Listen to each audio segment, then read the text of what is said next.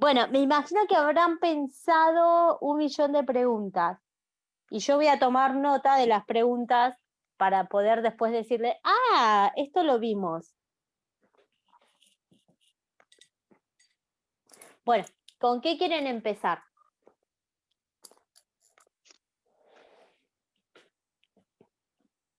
Hola. Con una picadita, no sé, profe. ¿Usted dice genética o teoría y técnica? Sí. Yo la verdad que de genética sí, lo estuve viendo y estuve más o menos armando los finales que usted había mandado en su momento.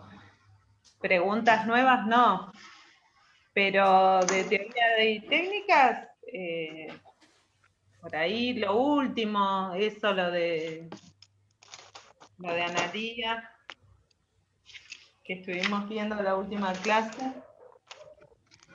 Bueno. Eso es lo más complicado, me parece. Hoy a la mañana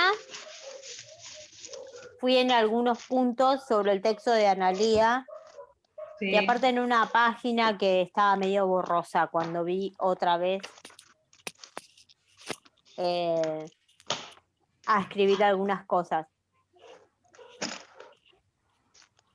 Entonces, del texto de Analía, como algo diferente de lo que vimos la otra vez, que nos manejamos más con el texto de Sami Ali, que el texto de Sami Ali habla de proyección defensiva, porque ya es una proyección que funciona cuando el aparato psíquico está constituido y hay una diferencia de yo y objeto. Entonces, la proyección defensiva, lo que explica Sami Ali, es el objeto analogón y cómo se constituye el objeto analogón, y esto que hablamos, que de hecho después había preguntas en el chat de cómo la proyección hacía que las huellas por las cuales se había proyectado se borraran y entonces el sujeto se desprendiera de la responsabilidad de esa percepción ilusoria.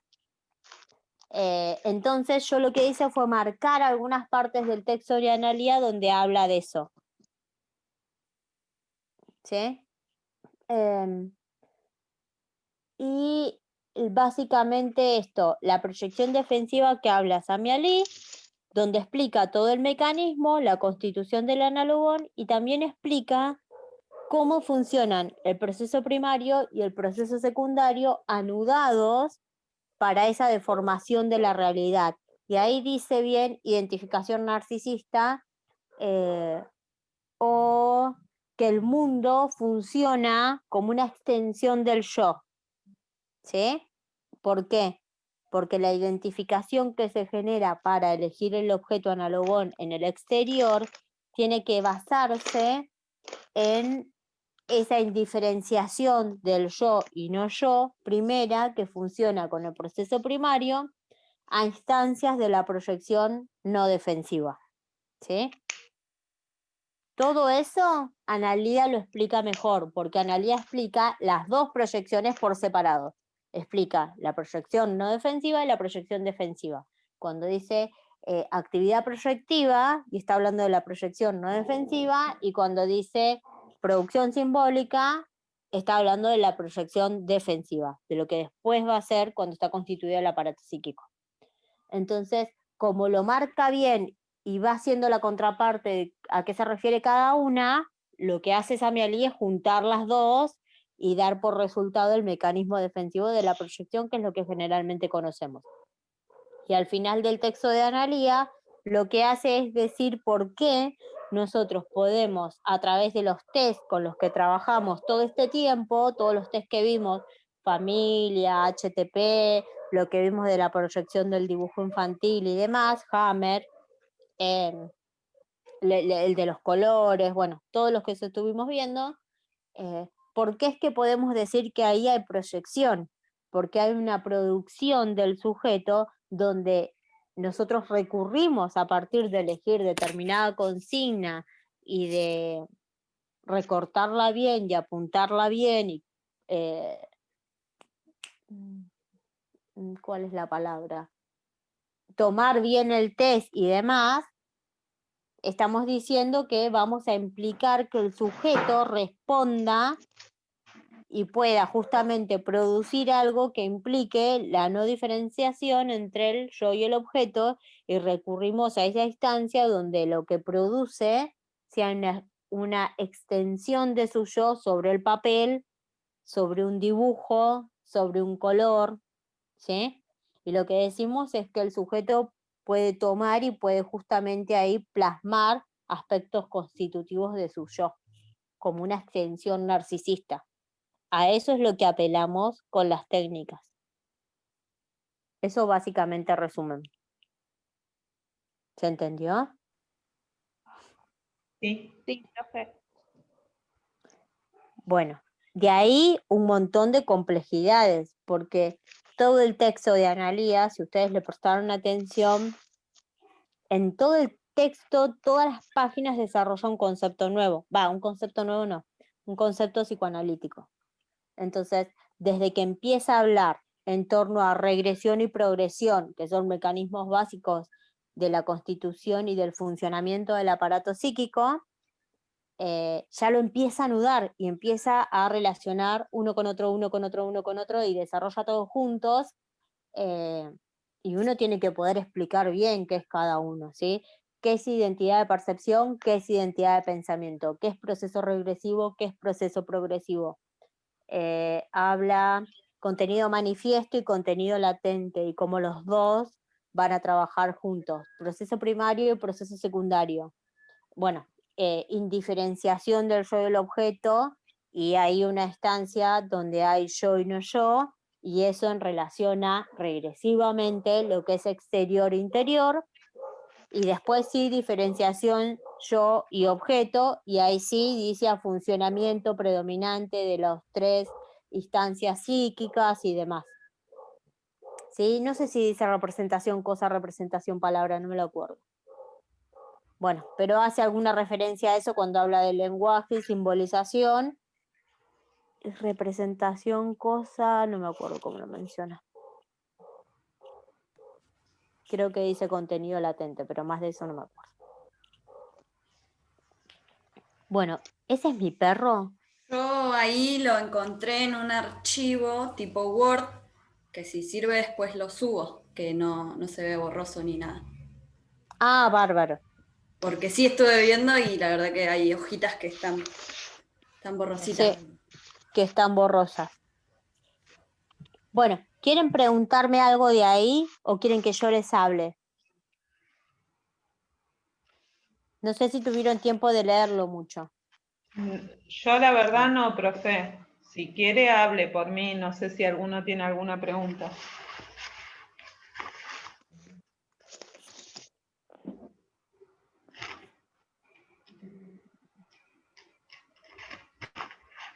A ver.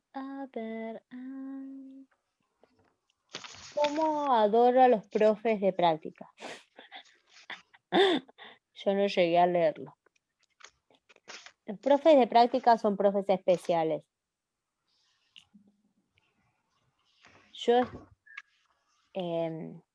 A mí me gustaba mucho dar clases. A ver, acá les quería poner algo. Una carita. Bueno.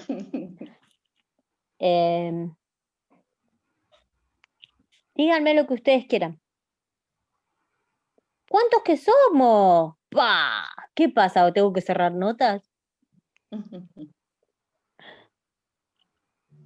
Bueno, nada, les digo un poquito. Sí. ¿Cómo se nota que no leyeron? Porque cuando lean se van a querer cortar un ovario. No, yo creo que la mayoría de lo que no leímos fue lo último que puso en las páginas. No, pero que no leyeron el texto, porque es complicado. Ah, pero el texto, Sí. el de Analía, es Sí, complicado. el de Analía. Sí, ese es complicado. Pero con lo que usted había subido al principio, la primera vez cuando subió un video, más que nada explicando el cuadrito que está al principio, que Sí. fue parte por parte. Ah, sí, ya me acuerdo. Ah, ya lo Entonces, expliqué. eso está bueno Sí, porque explica bien todo el cuadrito. claro, claro. Y dije lo que era identidad de percepción, identidad de pensamiento. ¿Se acuerdan? No. Porque identidad de percepción es lo que marca la utilización de la proyección no defensiva, porque la proyección no defensiva, ¿se acuerdan que lo que hace es, pero tuve que dejarlo y arrancar con Samuel porque, bueno, igual es preferible leer a Analía antes que Sami Ali, es más entendible conceptualmente. Identidad de percepción marca la proyección y la introyección, porque cuando el bebé alucina, dice, y alucinar es el primer acto psíquico para muchos teóricos. El primer acto del aparato psíquico es alucinar, porque el bebé imaginariamente trae la huella que calmó la necesidad en un momento y entonces alucina el pecho materno, los brazos, las caricias, los besos, lo que sea que necesita, la huella que calma, y justamente imaginársela, trayéndola, es introyectarla, porque la tiene dentro de él, la tiene guardada en su yo. Y lo que genera el lado contrario, que es el lado del no yo, el lado de lo externo, es por ejemplo el hambre. Entonces, frente al hambre, trae la huella que necesita. Como puede hacer ese proceso, la proyección es lo que queda al lado de afuera como displacentero y la introyección es lo que queda al lado de adentro como lo placentero. Eso es alucinar y eso es la identidad perceptiva. A través de la identidad perceptiva, el nene lo que logra es repercibir la huella que calmó la tensión. Y la huella que calmó la tensión es la que él guardó en su yo, por ejemplo, el perfume de la mamá, o el olor de la teta, o el olor de la leche, o sentir que está comiendo. Esa es la huella que calma y es la que el niño puede repercibir. Cuando el nene comienza a hacer esto de repercibir la huella que calma, está nombrando esas huellas y de esa manera las nombra de forma placentera y las guarda en el yo ideal, que es una estancia psíquica. ¿Sí? Entonces en ese momento se va generando esa instancia psíquica. Y eso es en función de la proyección y de la introyección, que es el primer momento en el que nosotros podemos imaginar teóricamente que sucede la proyección. Y la proyección es no defensiva y sucede en el yo placer en el primer momento de la constitución del aparato psíquico. ¿Sí? Eso es a contraparte de la identidad de pensamiento, que la identidad de pensamiento es esto que nosotros estudiamos como rodeos mentales por los cuales el nene tiene que alcanzar el objeto, pero si el nene tiene que alcanzar el objeto es porque ya lo vio del lado de afuera, porque ya sabe que el objeto está perdido y entonces tiene que ir a buscarlo. El objeto, digo, en tanto representación, la mamá. La mamá y esa huella que lo marcó se fue del lado de afuera y entonces él la va a buscar a través de rodeos mentales que tienen que ver con la simbolización, con el lenguaje, con la palabra, mismo conocer el espacio, buscar otros objetos que le llamen la atención. ¿Se entiende? Bueno, Sí. algo que a mí me organiza mucho para pensarlo son las fases. Todo lo que tiene que ver con la primera fase es la fase oral. Todo lo que nosotros vemos, esto que mencioné recién, la identidad de percepción, las huellas, la indiferenciación del yo y no yo, todo eso pasa en la fase oral. Y todo lo posterior, que es lo simbólico, el lenguaje, la pulsión del dominio, recuperar el objeto, todo eso es en la fase sadicoanal. ¿Sí? Que marca justamente la huella que marca, la huella no, la diferencia entre la representación cosa y la representación palabra y lo que Freud marca como defensa primaria. ¿Se acuerdan que él dice primero defensa primaria antes que represión primaria? Bueno, ahí lo marca, cuando habla entre el quiebre entre la fase oral y la fase psicoanal, dice defensa primaria, que es esta. Y después de que dice defensa primaria, los mecanismos que funcionan se van complejizando, por eso pasa de ser proceso primario a proceso secundario, porque implican una simbolización, y si hablamos de simbolización, hablamos de producción simbólica, que es lo que ustedes tienen, esa columna en el texto, donde implica los conceptos, perdón. Fíjense que después, si bien el cuadrito me ordena, yo tengo que saber articular los conceptos porque van de la mano, ¿sí? Bueno. Sí. Y lo importante de todo eso en relación con nosotros y con nuestra materia es que, y lo van a seguir viendo el año que viene, la proyección y la apercepción, que es este juego, esta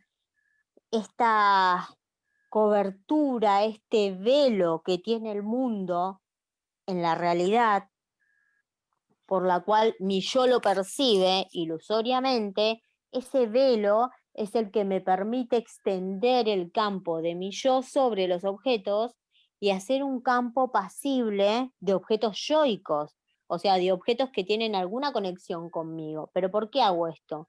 Porque yo recorto los objetos del mundo, de la realidad, en función de los que a mí me interesan.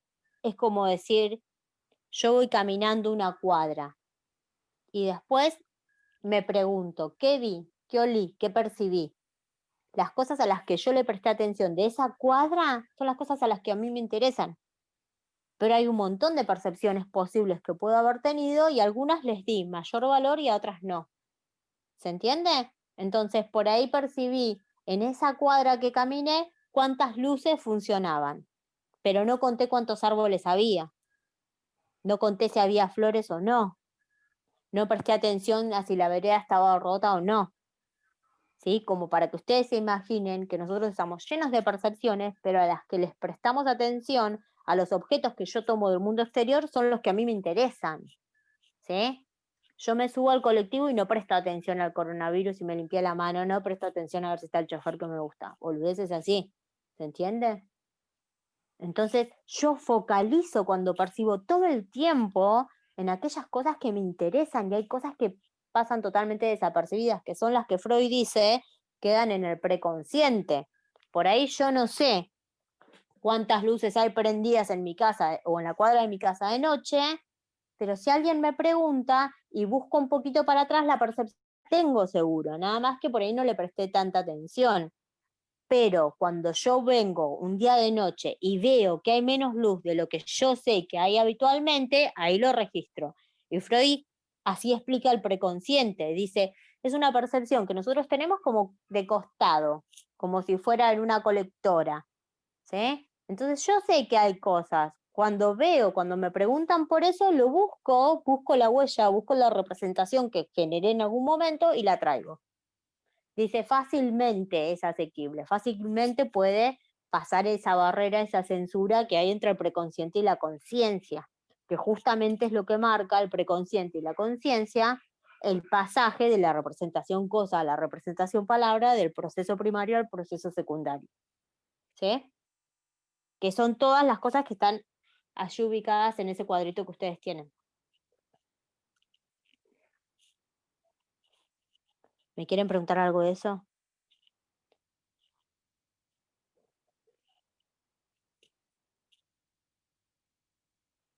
¿Nada? Bueno, listo.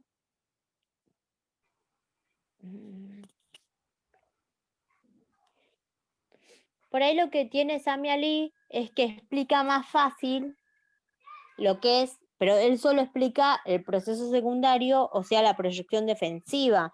Y cuando ya estamos en una estancia que tenemos una persona que maneja algunos mecanismos defensivos. Entonces, como habla de personas adultas, explica otros ejemplos, cómo la proyección se da todo el tiempo, o puede darse, y puede ser usada mucho tiempo, y da algunos ejemplos de eso. Entonces, como nosotros utilizamos este mecanismo para sacarnos las cosas, para depositar lo displacentero del lado de afuera, y eso es algo adaptativo también, es algo que necesitamos como sujetos, ¿sí? Decir, bueno, quizás esto sea culpa de otro, quizás esto no es por mí y es por otra cosa. Lo que me genera displacer está al lado de afuera, porque es más fácil verlo del lado de afuera que verlo del lado de adentro. Y aparte es tan fácil después desconocer eso, que es lo que explica Sami Ali por ahí de Rico, desconocer que yo guardo un lazo narcisista con ese objeto en el cual estoy depositando lo displacentero, porque justamente es displacentero y yo no lo quiero relacionar conmigo. Pero puedo hacer todo eso y puede ser tan perfecto el proceso, porque dice él, como borra, lo bueno de la proyección es que borra las huellas que la llevaron a elegir ese objeto analogón, y eso es como, wow, es perfecto, porque si yo puedo encontrar eso displacentero que me pertenece a mí, pero verlo del lado de afuera y no hacerme cargo de eso, y encima olvidarme que podría tener algún tipo de relación conmigo, ya está. ¿Se entiende? Uso siempre proyección en mi vida y soy perfecta.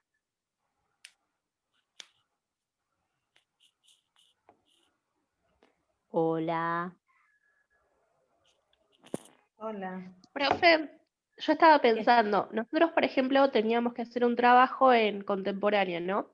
Que era sobre psicoanálisis y género. La cuestión era que elegimos una historia de una artista que hacía esculturas, ¿no? Entonces, esta artista lo que hace es hacer una obra en donde, de cierta manera, plasma su vida, ¿no? Ahora, ella era consciente de lo que ella quería transmitir en la obra, o sea que no era algo que estaba negado. Si no está negado, no es proyección, o de todas formas igual sigue siendo proyección. Qué buena pregunta.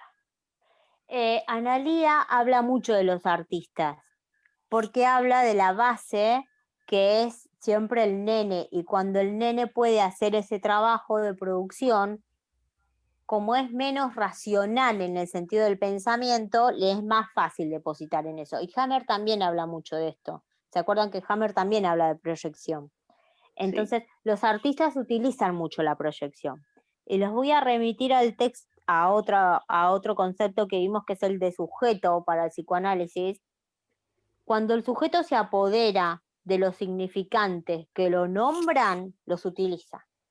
Y los puede utilizar en un montón de cosas. Entonces, yo creo que sí hay proyección, que uno sea más consciente o menos consciente o más asequible de poder seguir ese camino no hace que no sea. De hecho, Claro. cuando estamos trabajando en análisis, nos apercibimos de esto, nos noticiamos de que esto sucede. Y no deja de haber proceso ahí. Solo que quizás lo puedo ver después, por ahí yo estoy haciendo esto, y me genera una duda, o me genera algo, ¿sí? Pero sí es más limpio cuando uno no lo sabe. Pero fíjense que en una de las partes que les marqué de Analía, ella dice cómo esta indiferenciación del mundo y esta extensión del yo al mundo exterior me deja ver cosas positivas, o sea, me deja ver cuestiones placenteras y displacenteras también del lado de afuera. ¿Sí?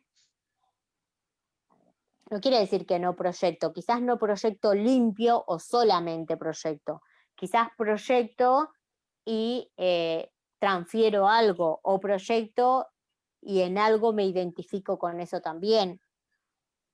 ¿Sí? Tampoco piensa en la proyección sola, muy pocas veces se va a dar de esa manera, como solamente en relación con eso. Y más Está cuando bien, es un profe. objeto artístico. Pensaba mucho el tema esto de la política como la grieta,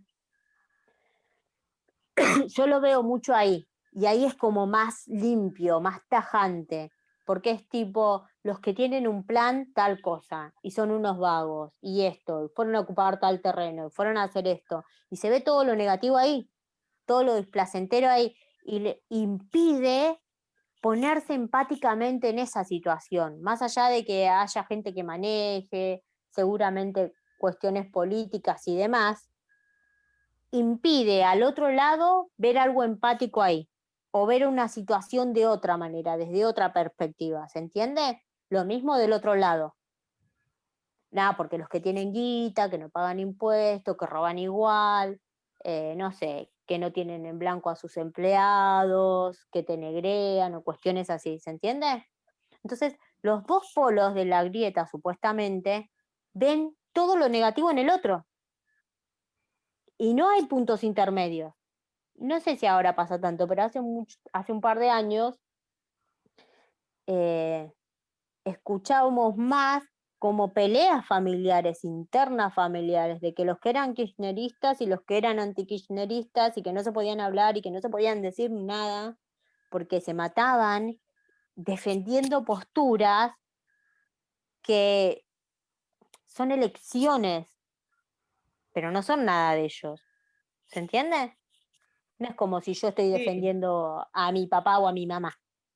No, que estoy defendiendo un ideal o un modelo. ¿Se entiende?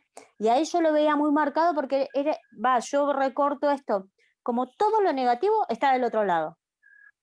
Y no puedo ver nada que no sé si positivo, pero no puedo pensar otra posición. O sea, si yo veo gente que se está armando una casa con plástico y con madera y que vive ahí, y que por ahí el fin de semana pasado recontra re llovió y estaba con sus nenitos ahí, no puedo ni siquiera pensar eso, que había nenitos ahí mojándose, no, porque quieren estar ahí, porque llevan los pibes a propósito ahí, todo ese tipo de cosas. O porque cobran un plan que son 8.000 pesos o 10.000 pesos, ay, no quieren trabajar por eso, como si viviéramos con 8.000 pesos. Cuestiones así, ¿no? Lo mismo del otro lado. Entonces, como ver todo lo negativo de un lado o del otro, así es la proyección, como poder dejarlo displacentero todo del otro lado. Entonces, toda la culpa la tiene el otro. ¿Se entiende? sí. Ahora existe, pero en todos los grupos de WhatsApp. En el único grupo que no se habla de política es en estos del profesorado. Después cualquier grupo siempre mandan los que están en contra y a favor. Y si vos haces alguna opinión que no tiene nada que ver, porque los estás defendiendo o porque no, estoy hablando de esa parte, de lo humano, pero no hay manera de que escuchen de un lado o del otro. Sí, sí, sí. Quedarían 3 minutitos. ¿Volvemos a entrar? Si quieren, si no, yo me voy. Sí, porque así nos da las preguntas también de teoría y técnicas, profe.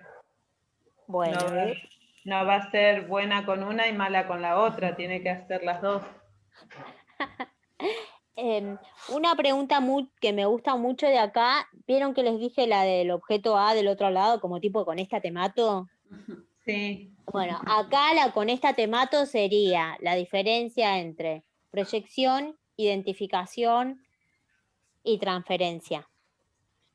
Porque algo que me pasa mucho con esta materia, con psicoanálisis también, pero con esta yo lo siento más, porque es como más a la par, es que no conocen cuestiones como cuándo es la fase oral y hasta qué momento y con qué proceso se lleva y qué es regresivo y qué es progresivo y progresión. Y esto en psicoanálisis es básico. Entonces, cuando empiezan a hablar, por ejemplo, ¿en qué momento podemos encontrar la proyección como funcionamiento en el aparato psíquico? Y ahí la respuesta tiene que ser por el yo-placer, indiferenciación yo-no yo, proceso primario, fase oral, identidad perceptiva, regresión, bueno, todo eso además. Pero digo, tiene que ir por ese lado. Y otra pregunta es, ¿cuándo se da la proyección defensiva? ¿Qué es el analogón? Generalmente el tema de la proyección lo tomamos al principio, porque si yo veo que no saben de proyección, mucho más no los voy a dejar avanzar. Y se acuerdan que les decía la otra vez, yo esta materia la tomo con Meli. Entonces, si me canso, Meli sigue tomando. Si me canso, porque a mí a veces, cuando tomo muchas veces examen, nada, me olvidé qué pregunta ya hice, qué pregunta no hice, por ahí más ahora en esta situación donde ustedes entran a veces y todavía están dando examen los otros, qué escucharon, qué no escucharon, ¿sí? Bueno, eso todo de proyección, de la constitución del aparato psíquico en relación con la proyección. Y acuérdense que el concepto de proyección lo vimos en todos los textos. Lo tienen en Selener, lo tienen en Hammer, lo tienen acá, en Samialí, en Analía, y lo tienen también en entrevista, que entrevista vimos muchísimo al principio. En esta materia vimos un montón de cosas. Hay que rescatarlas. Bueno, entrevista es un tema que siempre nos queda medio hueco, como que no le damos mucha bolilla. Y es un tema que surgió mucho en la carrera, como que íbamos a apuntalar este año. Así que nosotros lo apuntalamos. Después ustedes seguirán trabajándolo el año que viene. Pero bueno, todo lo que supimos, lo que aprendimos de entrevista, lo tenemos que poder